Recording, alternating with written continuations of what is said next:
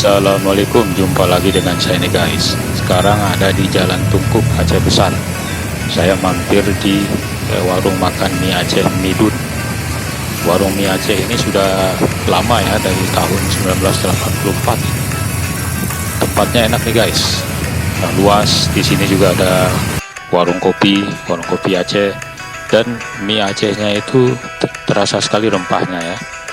Jadi ada banyak pilihan, ada mie tumis daging, mie kepiting, kemudian seafood, dan ada banyak sayurannya nih guys, potongan-potongan sayuran. Jadi rasanya luar biasa ini di Jalan Tungkup Aceh Besar.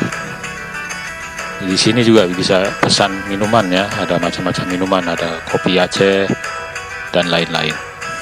Jalan Tungkup Aceh Besar, mie Aceh Midun. Jadi mie Aceh ini melegenda ya, dari tahun 1984 itu sudah ada. Ini baru buka nih, saya masuk ke sini, jadi belum begitu ramai. Nanti kalau sudah makan siang ramai sekali nih sampai sore. Jadi saya pertama sekarang. Nah, itu penampakannya guys. Mie Aceh yang saya pesan mie Aceh tumis daging.